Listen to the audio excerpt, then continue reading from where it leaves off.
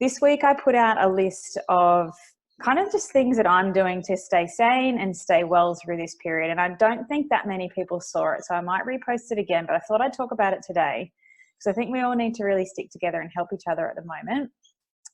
And so I've got my list here in front of me and we're going to run through it quickly. And if you've got any questions, let me know. But I think, well, one thing that I didn't put on the list, actually it kind of is on the list, we'll get there. So number one for me is eating well. Okay, our immune system is really important right now, and your immunity comes a lot from your nutrition and your gut. Good morning, Jules. Welcome. So I think eating well right now is so key. So eating a whole heap of packaged stuff isn't going to be that great for your immune system. If we've got access to fresh fruit and vegetables and fresh meats and produce, then we should be preferencing that over packaged foods until we don't have the option to or don't have the choice. So that's why people are buying frozen berries, Catherine, because well, one, they're kind of out of season now, so they're expensive, but two, it's a good way to get some antioxidants and vitamins and minerals in if the fresh stuff kind of goes away. But I don't think there's going to be a problem with our supply chain here in Australia. Like, the farmers aren't sort of blocked. And, you know, they're still producing produce and they've got to sell it. So I don't necessarily think that we'll have any, problem with supply. It might just be getting access to it in the supermarket as such. So number one for me is eating well. I think everyone should be focusing on that, like, rather than just going, oh, whatever, and eating chocolate and like biscuits and stuff and nibbling on shit at home because you're at home working, then you really need to focus on eating properly. So if you are finding that you're going to the fridge all the time or nibbling on things that you wouldn't normally nibble on, then try and like pack yourself a work lunch like you potentially normally do, and pop that in the fridge at the start of the day so that you know that you've got planned snacks and planned meals, and you're not constantly procrastinating going and opening the fridge and seeing what's in there or the cupboard. So on the weekend I did a massive big cook up to add to the recipe database, and part of that's to try and help you. So I want to try and have as many healthy recipes available as possible so you don't have to think about it, and you know that they're all dietitian approved. They're not just written by some random health blogger on the internet who is a bored housewife. Somebody decided to call me right in the middle of coffee and questions. What are they doing?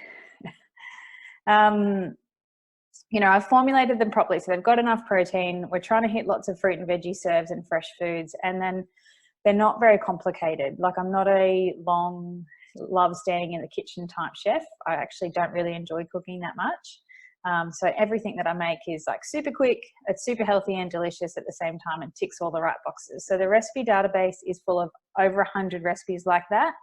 And throughout the week, we've been working really hard to get 10 more new ones up there. So it's $97 for the year, which I think is really cost effective.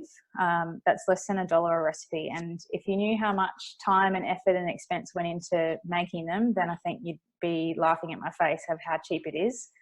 But now might be a good opportunity to actually focus on learning some new recipes that you can add to your repertoire, practice some things where you've got a bit more time and you're at home more. Because it doesn't seem like we have limitations with access to food at this point in Australia. Like, yeah, you may not be able to get quinoa, but you can easily sub.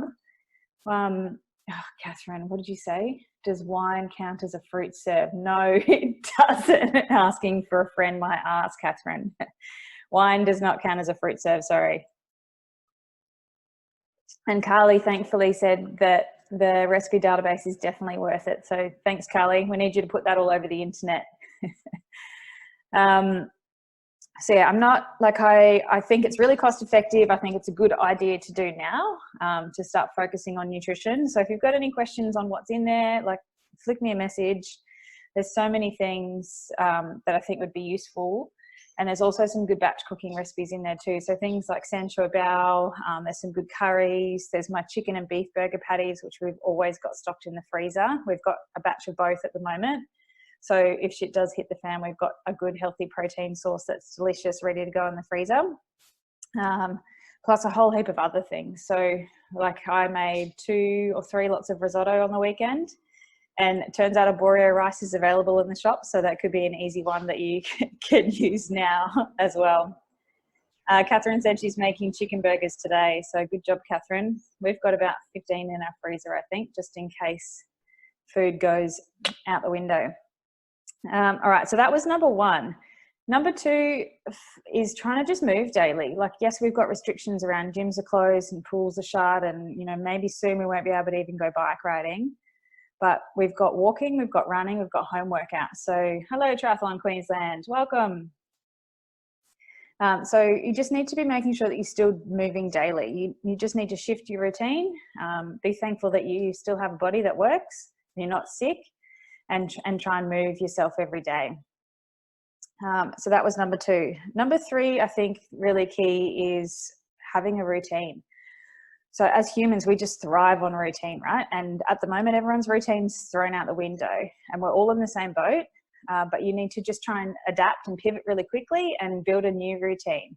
So if it helps you to get a whiteboard and write out what you want to do as your new sort of goals or structure or what your day looks like now, even if it's at home all day, then you still need to write out a bit of a schedule for yourself so that you can stick to it, because you'll feel better for it. It'll keep you mentally stimulated if you've got something to focus on and something to follow. Number four, big one for me, it's really helped, is not reading crap on the internet.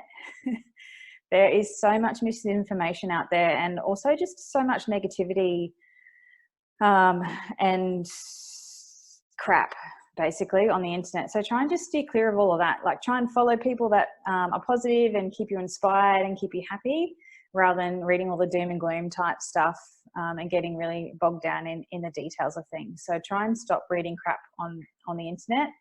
Distance yourself from the social media side of stuff that doesn't make you happy, and do the things that do make you happy. All right, number five is getting enough sleep. So we talked about this last time actually, about how much sleep you need. And everyone's a little bit different, but it's sort of 7 to 10 hours. Okay, so people that are getting 5 hours, you need to do a better job of getting some sleep. And now might be a good time to do it, because you may not have a work commute, so you're getting some time back in your day to sleep in. There's no sort of early morning gym sessions on at the moment.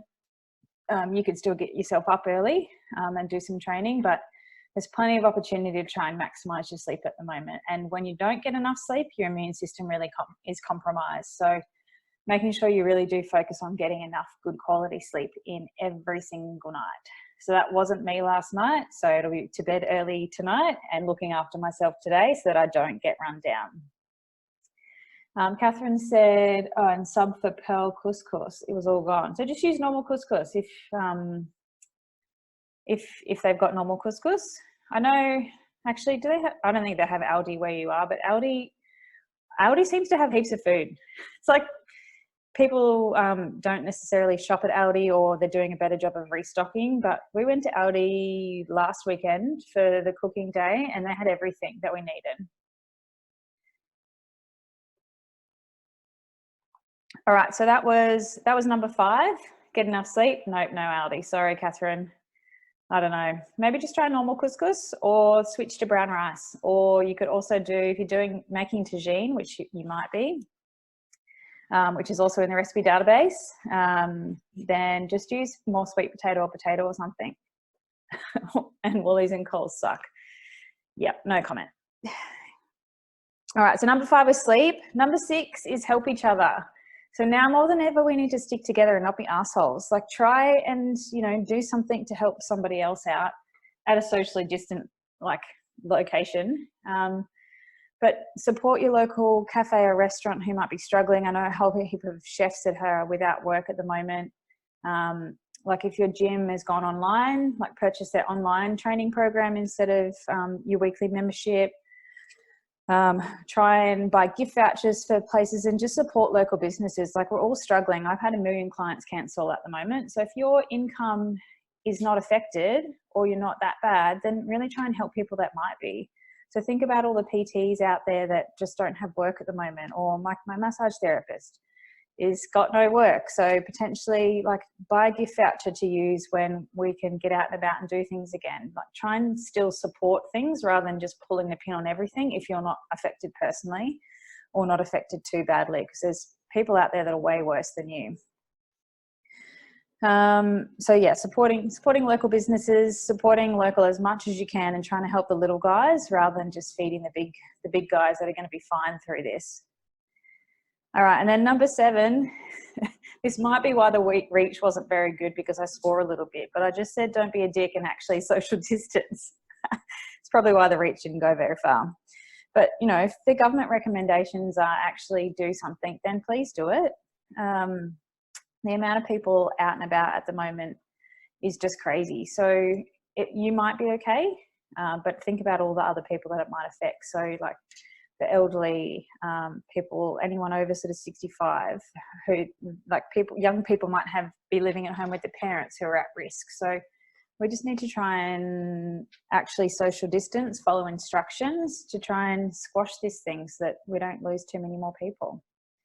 So that was my list of 7 things to try and help you through this phase at the moment. And as I was writing them, I just thought, it sounds exactly like the Healthy Lifestyle Challenge. So maybe if people are actually interested and have some headspace for it, maybe we do a big group start for the Healthy Lifestyle Challenge, which is ticking off some of those daily habits of good nutrition, sleep, exercise, drinking enough water, and staying well every day, just to help you through this period and focus on having some sort of rhythm and routine and something to drive you and get up for each day. So if that's something that people are interested in, give me a holler and we might look at doing that.